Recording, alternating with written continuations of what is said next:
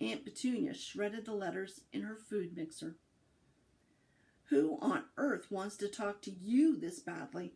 Dudley asked Harry in amazement. On Sunday morning, Uncle Vernon sat down at the breakfast table looking tired and rather ill, but happy. "No post on Sundays," he reminded them happily as he spread marmalade on his newspapers. "No damn letters today." Something came whizzing down the kitchen chimney as he spoke and caught him sharply on the back of the head. Next moment, 30 or 40 letters came pelting out of the fireplace like bullets. The Dursleys ducked, but Harry leapt into the air, trying to catch one. "Out! Out!" Uncle Vernon seized Harry around the waist and threw him into the hall. When Aunt Petunia and Dudley had run out with their arms over their faces, Uncle Vernon slammed the door shut. They could hear the letters still streaming into the room, bouncing off the walls and floor. "That does it," said Uncle Vernon, trying to speak calmly, but putting great tufts out of his mustache at the same time. "I want you all back here in 5 minutes, ready to leave.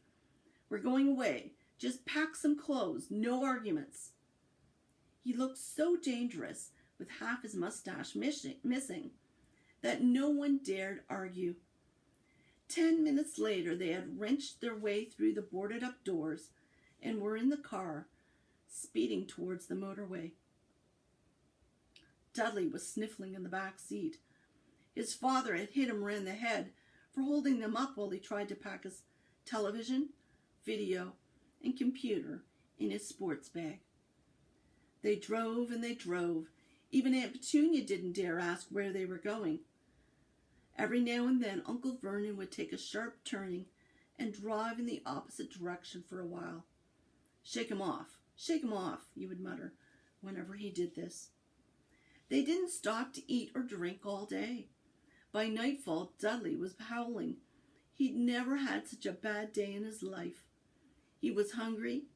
He'd missed 5 television programs he'd wanted to see, and he'd never gone so long without blowing up an alien on his computer.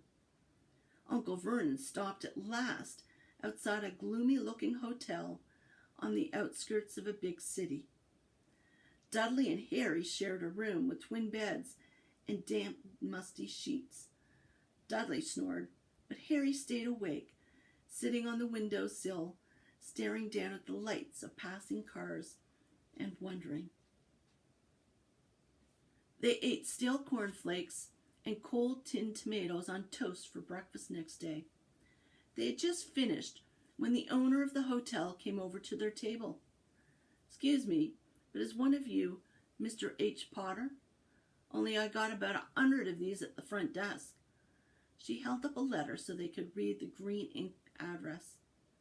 "Mr. H. Potter, room 17, Railview Hotel, Cokeworth." Harry made a grab for the letter, but Uncle Vernon knocked his hand out of the way. The woman stared. "I'll take them," said Uncle Vernon, standing up quickly and following her from the dining room.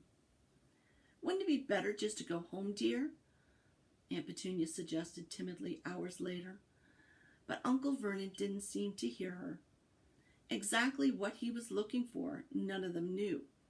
He drove them in the middle of a forest, got out, looked around, shook his head, got back in the car, and off they went again. The same thing happened in the middle of a plowed field, halfway across the suspension bridge, and at the top of a multi-story car park. "Daddy's gone mad, hasn't he?" Dudley asked Aunt Petunia late that afternoon.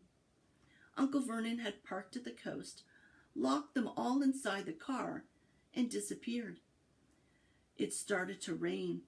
Great drops beat on the roof of the car. Dudley sniveled.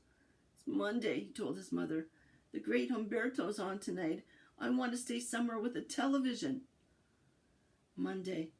This reminded Harry of something. If it was Monday, and you could usually count on Dudley to know the days of the week because of television, then tomorrow, Tuesday, was Harry's 11th birthday. Of course, his birthdays were never exactly fun.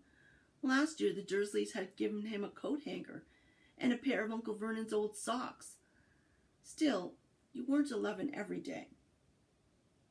Uncle Vernon was back, and he was smiling. He was also carrying a long, thin package and didn't answer Aunt Petunia when she asked what he'd bought. "Found the perfect place," he said. "Come on, everyone out." It was very cold outside the car. Uncle Vernon was pointing at what looked like a large rock way out to sea. Perched on top of the rock was the most miserable little shack you could imagine. One thing was certain, there was no television in there. "Storm forecast for tonight," said Uncle Vernon, gleefully clapping his hands together, "and this gentleman's kindly agreed to lend us his boat." A toothless old man came ambling up to them, pointing with a rather wicked grin at an old rowing boat bobbing in the iron-gray water below them. "I've already got us some rations," said Uncle Vernon, "so all aboard." It was freezing in the boat. Icy sea spray and rain crept down on their necks, and a chilly wind whipped their faces. After what seemed like hours, they reached the rock, where Uncle Vernon, slipping and sliding, led the way to the broken-down house. The inside was horrible. It smelled strongly of seaweed. The wind whistled through the gaps in the wooden walls, and the fireplace was damp and empty. There were only 2 rooms. Uncle Vernon's rations turned out to be a packet of crisps each and 4 bananas. He tried to start a fire, but the empty crisp packets just smoked and shriveled up. Could do with some of those letters now, eh?" he said cheerfully. He was in a very good mood. Obviously, he thought nobody stood a chance of reaching them here, in a storm, to deliver post. Harry privately agreed, though the thought didn't cheer him up at all. As night fell, the promised storm blew up around them. Spray from the high waves splattered the walls of the hut, and a fierce wind rattled the filthy windows. Aunt Petunia found a few moldy blankets in the second room and made up a bed for Dudley on the moth-eaten sofa. She and Uncle Vernon went off to the lumpy bed next door, and Harry was left to find the softest bit of floor he could and to curl up under the thinnest, most ragged blanket. The storm raged more and more ferociously as the night went on. Harry couldn't sleep. He shivered and turned over, trying to get comfortable, his stomach rumbling with hunger. Dudley's snores were drowned by the low rolls of thunder that started near midnight. The lighted dial of Dudley's watch, which was dangling over the edge of the sofa on his fat wrist, told Harry he'd be 11 in 10 minutes' time. He lay and watched his birthday tick nearer, wondering if the Dursleys would remember at all, wondering where the letter writer was now.